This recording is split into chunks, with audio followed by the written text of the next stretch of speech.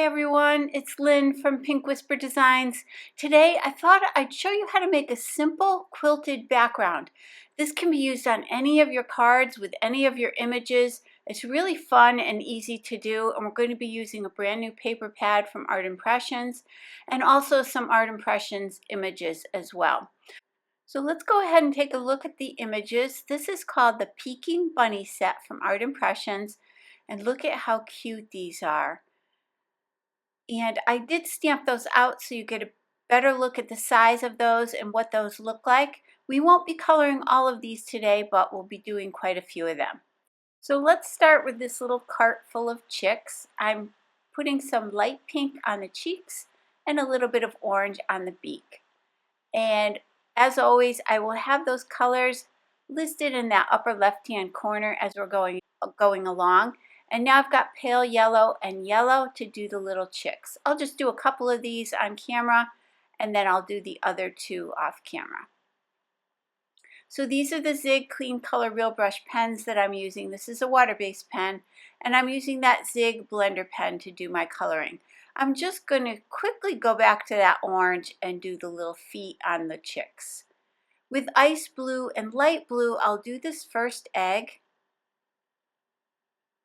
and then I'll blend that out. I'm just adding some shadows where it butts up against those little baby chicks, and then keeping it lightest up towards the top. And I'll use a little bit of those same two blues on the wheels.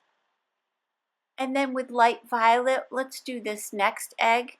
So this is where it's fun. You can really personalize these eggs, have a lot of fun with these. A little bit later on, we're going to be coming in with a white gel pen, and we'll add some stripes and polka dots to these little eggs as well. For this one, I'm using light green, and I'll keep it the lightest kind of in the center there. And then with pale rose, let's do the next one. So I did keep the coloring in for these eggs. We are going to be coloring some more eggs in later on, but I'll do most of those off camera. So I just thought I'd show you these that are in the little cart, and then I'm going back to that orange again and just doing this last little egg. So this is some really quick, easy coloring, but like I said, we'll add some more interest to these with our white gel pen. For the cart, I'm using the beige and mid-brown for the top part of the cart. I'm going to start off with that beige, add a little bit of mid-brown, kind of where those shadows would be, and then we'll blend that out. We're going to do the bottom portion of this little cart in those blues that we used on that egg just above there. But you could certainly do this whole cart in some really pretty Easter colors. You could do every other board in a different color. That would actually be really fun. So just have some fun with this. Just thought I'd add a little bit of this beige and brown color. And then again for that, the wheels, I'm going to use those same two colors. And I'll just add a little bit of that mid-brown to each side and then kind of pull that around. And then I'm going back, as I said before, to the ice blue and light blue to do the bottom section of this cart. Now you could add some stripes to this. You can, again, just keep, playing with it. You can make it look different every time you use it. That's what's really fun about some of these images, is you have a lot of flexibility as to how you color these and, what kind of detail you want to add to them. And then I'm just doing that really lower section of the cart in that same beige and mid-brown. We'll quickly blend that out.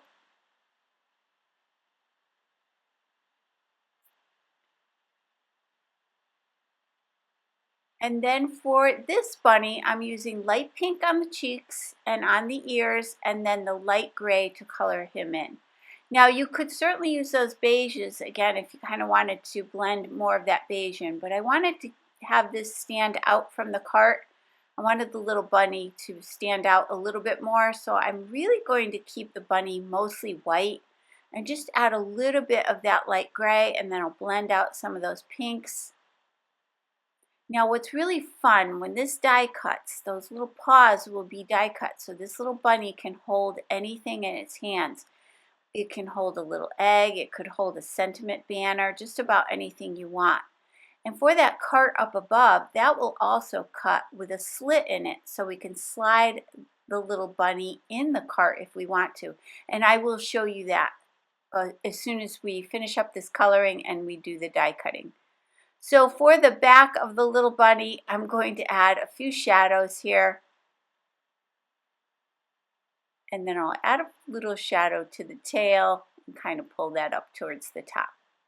So here are the dies, and let's go ahead and tape those down with a little bit of Post-it tape. And then really quickly, before I show you those die cut, I wanted to show you that I stamped a bunch more of the eggs, and I colored them in the exact same way we did the others. So this one was just the light yellow and the yellow. So there's that little slit that I was telling you about, and there's how the little paws are cut. So this is really fun because you can slide this right in that opening that the die creates, and you can slide that little bunny in with his paws hanging over the edge, or in this case I'm going to put him up top there, kind of hanging over this little cart. And there you can see you can put anything in the little paws that you like, whether it be an egg, a heart, a little banner, whatever you want. So here's where I'm coming in with that white gel pen. I'll add some highlights to all of these little items, the little chicks, and then I'm going to add some stripes, some polka dots. We can add some zigzags, whatever you want to do to decorate these little eggs. And you could also use your colored gel pens here. I know I say that a lot and then I always forget to do it, but if you add your colored gel pens, you can really get some nice looks. So let's create the panel for the front of the card. This is from Fawn, and this is just so beautiful. This is the Lacy Rectangle Stackables die set. This is fairly new, and you can see when it die cuts. Look how beautiful that is. I did die cut that Lacy rectangle from some white 100-pound cardstock, and then I've got this craft 100-pound cardstock. I cut this down to 5 1/8 inch by 3 7/8 of an inch. So that will cover the stitching on our little scalloped rectangle, but that's okay because we're going to get the stitching from this die set. This is the Art Impressions square double stitch dies. So each of our little quilted pieces will have that pretty stitching on it. So let's go ahead and grab that second smallest one, and we're going to die cut. I need 3 across and 4 down, so 12 altogether. And here's that paper pad. This is the basic yellow paper pack from Art Impressions, and they came out with 4 new paper packs in this collection. And I'm going to grab a variety of patterns. What's really nice is there's so many different patterns to choose from. I'll just show you how I did one. So let's run this through our Spellbinder Scout die cutting machine. And then I'm using the Sand Dune Versafine Clair ink. I've got a small blending brush and I'm going to go all around the edges. And I think this is kind of important to spend the time doing this. It really ties everything together, finishes off those edges. You can certainly use any color here. Light gray would be really pretty as well. But I just think it's nice to finish those off.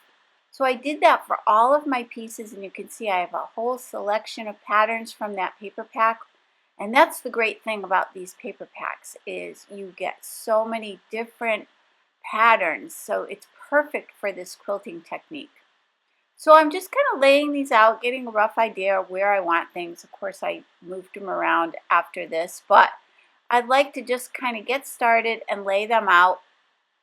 And then we can go ahead and start gluing these down. Now the measurement I gave you for the craft cardstock is going to fit these perfectly, with a little tiny bit of that craft border all the way around. And literally it would be like about a 1/16 of an inch. So you want to bring that down and in that first one about a 1/16 of an inch. And then everything else will line up from there. So once you have that first one laid down, you should be good to go. And there I'm just pointing out, you can see that little bit of a craft border. So just take your time and lay these out. Spend a little bit of time to make sure they're nice and straight. And look at how this comes together. It's just so pretty, and these are so much fun to do. And the paper in that paper pack is a double-sided paper, so you have lots of choices. You could mix and match. There's the new ones include pink, teal, and green, so you could certainly mix and match all of those patterns on your quilted background as well. I decided just to stick with the yellows, but certainly a variety of colors would be really pretty. So there's our background, and you can see how easy that was to create. And all I have to do now is attach it to this scalloped rectangle. I'm using the Nuvo Deluxe adhesive to glue everything together, and I'm making sure I line that up nice and straight. And then going back to that Versafine Clair Sand Dune ink, I'm going to grab the sentiment from that same set, and this says Hello Easter. I'm going to go ahead and place that in that center square, kind of the second one down. And then I will ink this a couple of times because this ink is fairly light, and I'm not pressing hard each time I stamp it. I'm just pressing lightly. I'd rather stamp it a couple of times and get a nice crisp image. So by just pressing it lightly with my fingers, I can do that. So stamp that 2 or 3 times. And then here's where I'm going to pop this little bunny. I'm going to have it kind of hanging over the top of this little cart. And I don't want it to interfere with my sentiment. I want it to kind of be right up against that sentiment. So let's go ahead and place a little glue on the back of this. That'll just hold it together. And then I'm going to place a little glue under each of the paws. I'm just removing that little bit of extra glue that I had there. And then this little bunny tail will be sticking out of the cart. I've got my scrapbook.com foam adhesive squares. These are the small ones, and I'm going to place plenty of them on the back of this. And then I'll use my Cricut weeding tool just to pop off the backing, and we'll position this in place. So now that'll be centered on my card. I'm going back to the scrapbook.com adhesive foam squares, but I'm going to use the larger ones this time. And this is a good way to place some of those over some of those overlapping areas where that little bunny is, just to make sure it stays in place nicely. So let's remove the backing from this, and then we'll just center this at the bottom of the card. Again, being careful not to cover up our sentiment.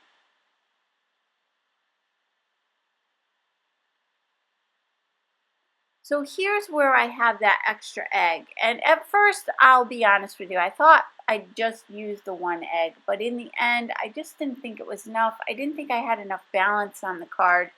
So I did stamp 4 more, and I colored those in off camera. So here you'll see I'm trying to just make this work, but I didn't really like it. I thought it needed a little bit more. So I grabbed my Versafine Onyx Black ink again, and I'm going to stamp 4 more of those, and I colored those in and added some white highlights to those off camera. I added 3 little dots to the cheeks on my little bunny, and we can go ahead now and add these extra eggs, and I think that really finished it off. I really think it needed a little bit more interest across the bottom of the card. I'll pop up some, and I'll glue some of these flat. Let's do this last one. I'm just going to glue this one flat.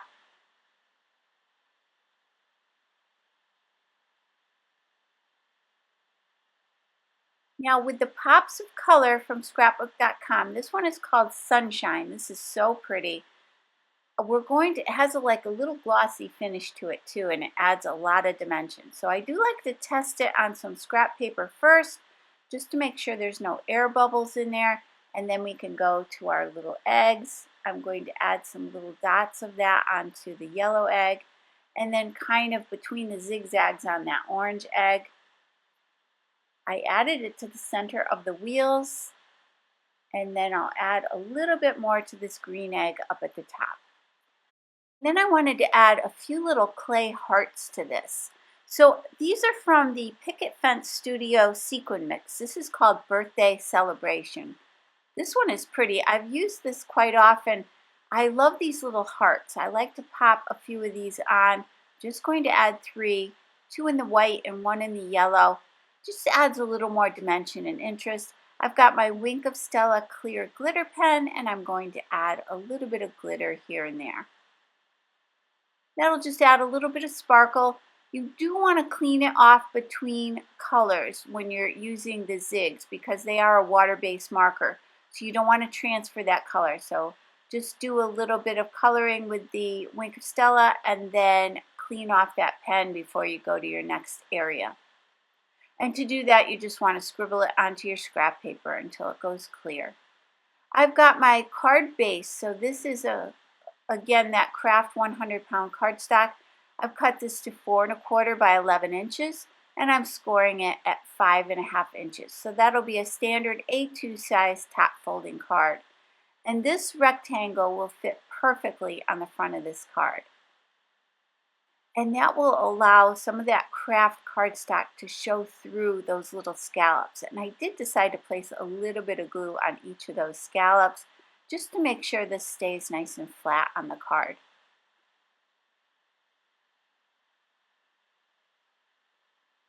And look how pretty that is. I love seeing some of that craft cardstock coming through those scallops.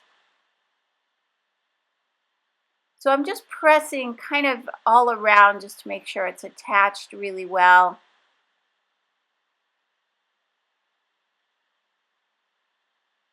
And then I've got I die cut an extra little quilted piece from that same die set.